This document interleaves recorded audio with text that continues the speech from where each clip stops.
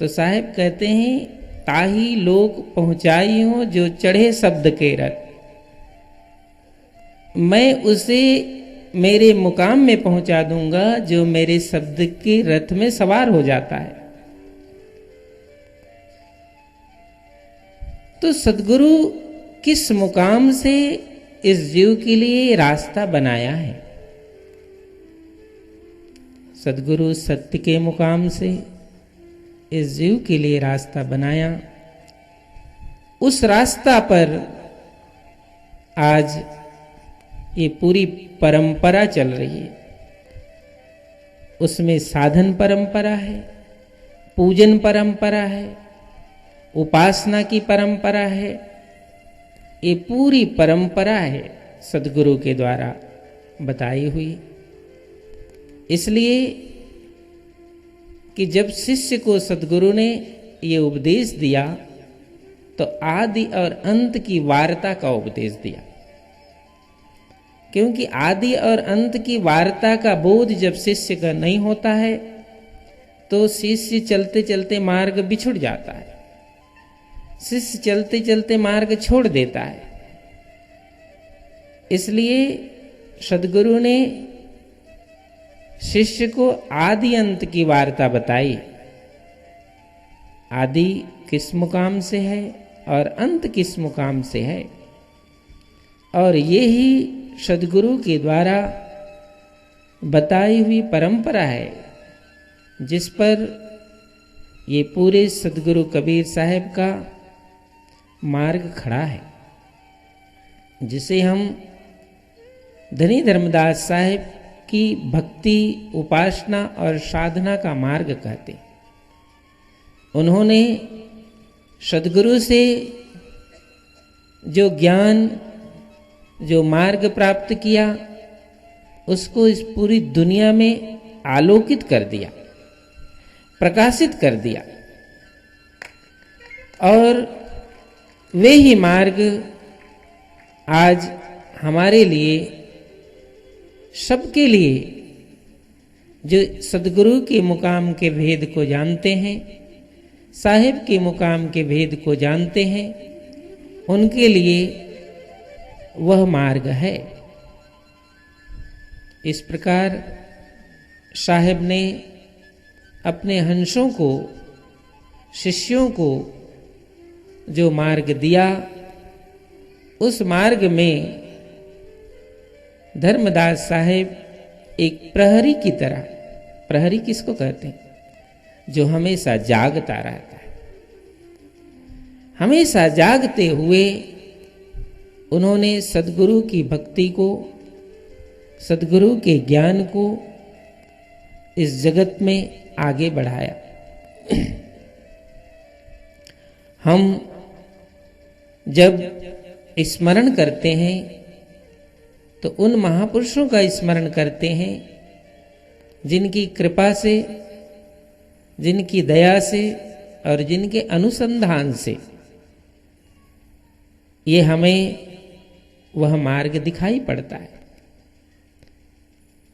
इसलिए बहुत संभल कर, बहुत सचेत होकर, बहुत जागृत होकर सद्गुरु की भक्ति करनी पड़ती है, एक प्रहरी की तरह।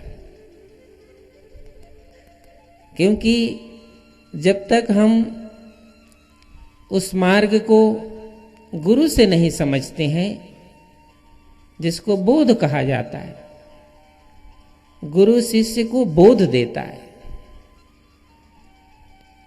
मन के संकल्पों से, मन के प्रश्नों से, बुद्धि विचार के प्रश्नों से एक गुरु शिष्य को बाहर निकालता है और उसके बाद अपना वह भेद देता है।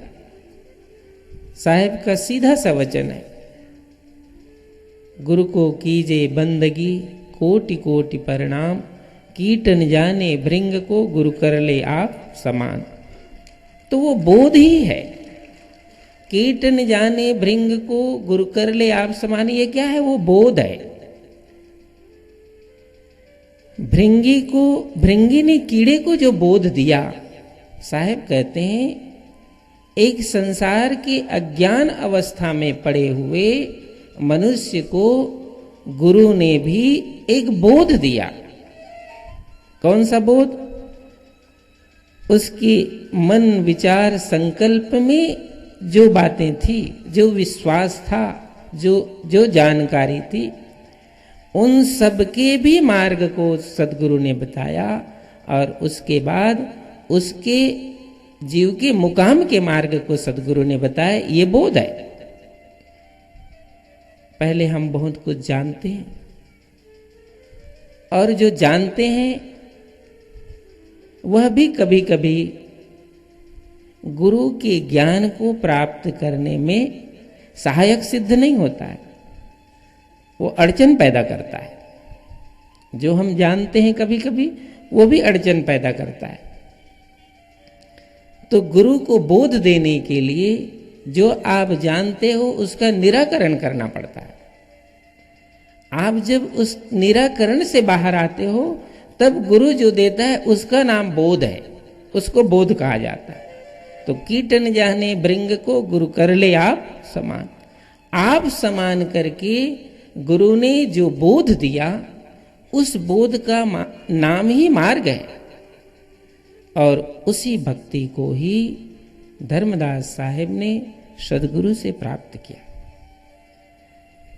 उस बोध के मार्ग को और उन्होंने जिस सरलता से, जिस सहजता से, जिस श्रद्धा से राजमार्ग बना दिया, उसी का यह फल है कि इतने बड़े बड़े महायज्ञ उन महापुरुषों की स्मृति में आयोजित हो जाते हैं।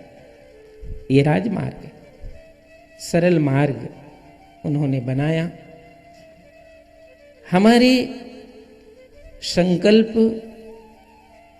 की परीक्षा होती है बार बार कि मेरा संकल्प कितना पक्का है। साहब तो कहते हैं मैं बहुत समीप हूं, लेकिन तुम्हारी संकल्प की मैं प्रतीक्षा करता हूं कि तुम्हारा संकल्प कितना पक्का है। शिष्य का संकल्प पक्का हो जाता है तो सद्गुरु का बोध उसके लिए सहज हो जाता है। शिष्य का संकल्प पक्का नहीं हुआ तो जन्म जन्म बीत जाता है। पाहन पर क्या मारिए, चोखा तीर न साए। साहब कहते हैं कभी कभी जैसे पत्थर को भी मूर्तिकार तो गढ़ देता है और मूर्ति बना देता है, लेकिन कभी कभी ज्ञानवान के मस्तिष्क में भी पत्थर की तरह जटिलता हो जाती है और उस जटिल अवस्था से उसको निकालकर सद्गुरु की भक्ति बताना ये पत्थर पर तीर चलाने जैसा ही होता है। ये बहुत मुश्किल काम होता, क्योंकि साहब कहते हैं पानी माही पसान के रेखा ठोकत उठत भभू का। पानी माही, पत्थर को पानी में डुबा कर रखो और उसको फिर निकाल कर उसमें ठोकर मारोगे ना तो उसमें चिंगारी निकलती, उसमें चिंगारी निकलती। ऐसे ही इस जगत में जीव भी जब पत्थर की तरह हो जाता है तो उसको भी गढ़ते गढ़ते गढ़ते गढ़ते उसमें से चिंगारी निकलने लगती। तो कोई कोई हंस है, कोई कोई जीव है, कोई कोई जिज्ञासु है जिसे सद्गुरु का बोध मिलता है। और साहब कहते हैं ऐसे बोध को प्राप्त करने लेने वाला जो शिष्य है, जो हंस है, उसके लिए ये सद्गुरु की भक्ति का मार्ग है। जो सत शब्द की भक्ति सतलोक से, सतपुरुष के मुकाम से सद्गुरु कबीर साहेब इस जगत में लाए, इस संसार में लाए, उसी का यह विशालतम स्वरूप है। एकोत्री महायज्ञ आरती उसका विशिष्टतम स्वरूप है। उसके थोड़े थोड़े भेद हैं, लेकिन उसको जानने के लिए आपको परत दर परत उस भेद को समझाना पड़ेगा। क्योंकि हम एक बात करते हैं तो शिष्य चार बात करता है। कभी कभी कोई आता है हमारे सामने तो गुरु एक बात उससे करता है तो शिष्य 4 बात कर देता है। तो इसका मतलब है शिष्य की 4 बात को गुरु जब तक समझा नहीं सकता तब तक तो आगे यात्रा जा नहीं सकती उसकी। तो मुझे लगता है गुरु से 4 गुना ज्यादा ज्ञान शिष्य के पास है, तो गुरु कैसे पार पाएगा उसमें। तो यही बहुत भेद है, इस मार्ग का बहुत भेद है। उस भेद को धीरे धीरे समझाना पड़ता है। धीरे धीरे रेमना धीरे सब कुछ होए, माली सींचे 100 घड़ा ऋतु आए फल हो। तो ऐसे गुरु के पास बैठकर परत दर परत जो हमारे मन विचार संकल्प है उसमें सद्गुरु के ज्ञान को बोधना पड़ता है, समझाना पड़ता है। और वह जब समझता है तो वो शिष्य पक्का होता है, वो फिर कभी विचलित नहीं होता। और वे ही मुकाम इस गुरुजनों ने देश दुनिया के कोने कोने में, अभी महंत दिनेश साहब कह रहे थे ना, हमारे देश दुनिया में कबीर साहब की इस पूजा उपासना सत्संग और मार्ग को हमारे पूर्वज लेकर गए और उसी का बीज आज भी वहाँ विद्यमान है। और उसी के ज्ञान से, उसी के मार्ग से वे सब आनंदित हैं, प्रसन्न हैं और उन्हें गौरव है। कभी कभी मैं देखता हूँ शिष्य भी बन जाते हैं, महंत भी बन जाते हैं, लेकिन उसे गौरव नहीं होता है, उसे गौरव होता नहीं है। जब तक तुम्हें गौरव नहीं होगा तो ऐसा ही है, पानी माही पसान की रेखा ठोकत उठे बबू का। तुम्हें गौरव पैदा नहीं हो रहा है। गौरव जिस समय पैदा होता है तभी आनंद पैदा होता है कि साहेब के द्वारा बताए हुए इस मार्ग में मेरा आदि और अंत की यात्रा है। और गौरव आपको पैदा नहीं है तो कहीं न कहीं मन भी भटक रहा है, देह भी भटक रही है और सब कुछ भटक रहा है। गौरव होना चाहिए। गुरु भक्ति के मार्ग पर गौरव का जन्म होता है, आनंद का जन्म होता है। तभी ये हम गुरु को समझ पाते हैं, गुरु के बताए हुए मुकाम को समझ पाते हैं, गुरु के दिए हुए धन को समझ पाते हैं। गुरु भी एक धन देता है शिष्य। धर्मदास साहब को सदगुरु ने सतनाम रूपी धन दिया। मेरे निर्धन को धन सतनाम। तीन अक्षर में धर्मदास साहब ने साहब के ज्ञान को समझा और तुम्हें भी बता दिया। मैं तो निर्धन था और सदगुरु ने मुझे धनी कर दिया। मेरे निर्धन को धन सतनाम। मेरे निर्धन के लिए सदगुरु ने सतनाम रूपी धन दे दिया। उसको गौरव हुआ, उसको गौरव हो गया। और जिस काल शिष्य को अपने सदगुरु के ज्ञान से गौरव होता है उसी समय उसको ऊंचाई पता चलता है, नहीं तो ऊंचाई का बोध नहीं होता। गौरव, हमें गौरव मिले अपने मार्ग, साहेब के मार्ग पर चलने के लिए। मैंने सुना है, ये मेरे बहुत सारे महंत बैठे हैं, ये कहीं जाते हैं तो हमने सुना है ये रामायण का भी उपदेश देते हैं, ये गीता का भी उपदेश देते हैं, ये भागवत का भी उपदेश देते। तुम्हें गौरव नहीं है, तुम महंत भले हो गए हो, साहेब के शिष्य भले हो, लेकिन तुम्हें गुरु से ही गौरव नहीं है।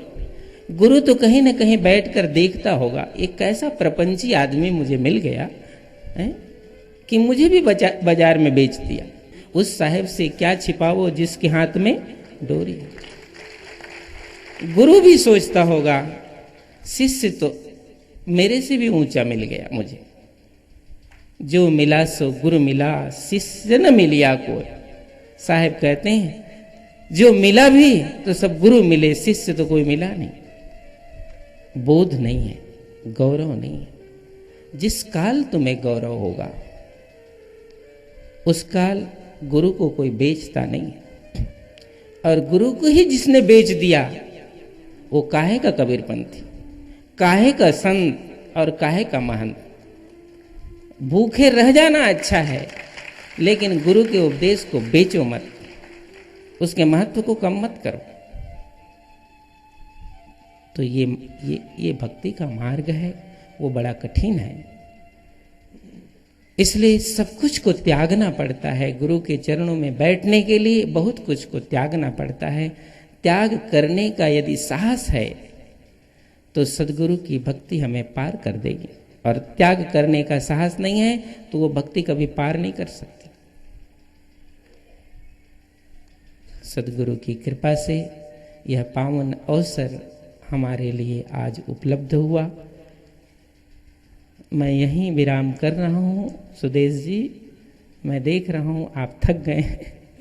Long time sitting, you tired. बोलो सदगुरु कबीर साहेब की जय। करुणामय जय कबीर, सत सुख हृदय गहि लागो। जय करुणामय जय हृदय गहि लागो। जय करुणामय जय कबीर, सत सुख हृदय गहि लागो।